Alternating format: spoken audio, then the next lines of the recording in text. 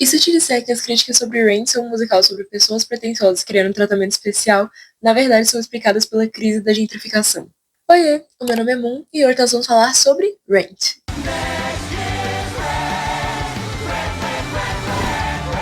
Rent é um musical de rock de 1996, escrito e composto pelo Jonathan Larson, e ele ganhou um Tony Award, que é a maior premiação do teatro, de melhor musical, um prêmio Pulitzer de teatro e, em 2005, uma adaptação para o cinema, onde grande parte do elenco da Broadway reprisou os papéis e com a direção do Chris Columbus. O musical conta a história de um grupo de amigos vivendo em Nova York no final dos anos 90 e aborda diversos temas que marcaram a situação econômica, social e política da época, como, por exemplo, a crise da AIDS, o uso de drogas, a onda de desemprego, a questão LGBT e a liberação sexual. Range é conhecido por ser um dos musicais mais aclamados da Broadway, tendo trago para o holofote pessoas e temas marginalizados e por ter trago para o teatro musical clássico a influência do rock contemporâneo, mas, ao mesmo tempo, também é conhecido por ser um dos musicais mais criticados de todos os tempos. Algumas dessas críticas são bem embasadas, outras nem tanto, mas a principal crítica que rodeia Range é que é um musical sobre pessoas pretensiosas que se acham especiais demais para pagar aluguel como todo mundo.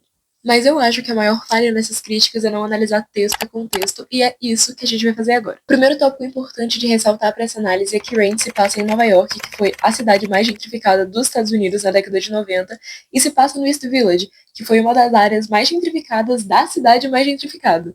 O segundo tópico a ser destacado é que dos 8 personagens principais, 4 são pessoas queer, 4 são portadoras de AIDS, e 7 têm ou já tiveram em algum momento alguma questão relacionada à moradia. E a terceira coisa que vale a pena destacar é que a palavra rent, que nomeia o musical, é traduzida para o português como aluguel, e é dela que vem uma das frases mais icônicas e mais criticadas desse musical, que é o We're not gonna pay rent, e todas as variações que surgem dessa frase ao longo da peça. E a historiadora Sarah Schumer escreveu um livro chamado A Gentrificação da Mente, que mostra perfeitamente como tudo isso que eu acabei de listar aqui se correlaciona. Na área em que Rent se passa, as mortes por AIDS tiveram um papel fundamental na questão da rotatividade de moradia e, inclusive, influenciaram muito, dando para os proprietários das moradias uma liberdade muito grande para burlar o sistema de limite de controle de aluguel.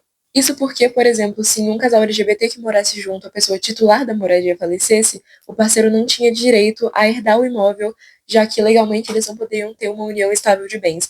E isso acabou resultando num despejo em massa de pessoas queer das suas residências, inclusive logo após a morte dos parceiros. No livro, ela também diz que a gentrificação é um processo que acontece muito melhor se puder explorar a morte. Isso é porque o andamento normal do processo de gentrificação consiste em expulsar aos poucos as pessoas da área onde elas moram com um aumento gradual nos preços. Mas esse é um processo muito mais fácil se você puder explorar pessoas que estão morrendo. Até porque, como ela mesma diz no livro, pessoas que são expulsas por um aumento nos preços podem lutar de um jeito que uma pessoa doente não pode. E pessoas que são expulsas por um aumento nos preços não podem ser tão facilmente ignoradas e esquecidas quanto pessoas portadoras de uma doença altamente estigmatizada. Voltando ao musical e tendo isso em mente, é muito difícil acreditar que uma história que acontece nesse contexto e tem como protagonistas pessoas de cor, pessoas com AIDS, pessoas queer e artistas, realmente vai ser uma história sobre pessoas orgulhosas e pretensiosas. A frase famosa do We're not gonna pay rent não é sobre pessoas pretensiosas achando que são especiais demais para pagar aluguel como todo mundo. Na verdade, são pessoas marginalizadas que, através de se recusarem a pagar por moradia, que deveria ser um direito humano, constroem uma resistência e oposição ao sistema que oprime elas todos os dias de todas as formas possíveis. Não vamos pagar pra viver, pra morar, pra sofrer. A palavra anacronismo significa um fato ou atitude que não está de acordo com a época, e eu acho que isso é uma das coisas que mais interfere na interpretação geral de Range. Um dos comentários mais recorrentes sobre esse musical é que a única personagem certa no decorrer da peça inteira é a mulher que, durante a faixa On the Street, grita com o Mark dizendo que ela não precisa da ajuda de um artista e que ele tá só tentando explorar a imagem dela, talvez, para aliviar a própria culpa.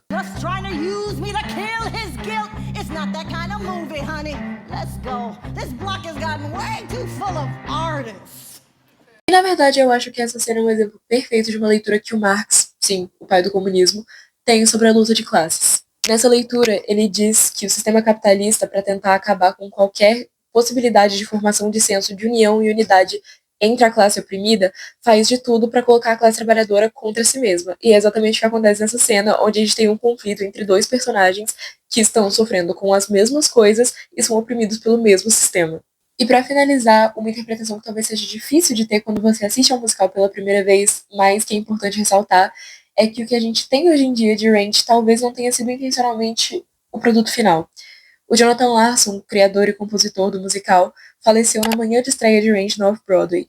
Então, qualquer possibilidade que esse musical teria de evoluir e de abordar esses temas de um jeito melhor acabou sendo arrancada do público e dele mesmo. Então, o que a gente tem hoje em dia como material final talvez pudesse acabar sendo um material base. E por hoje é isso. Muito obrigada por ter assistido até aqui. Tchau e até a próxima.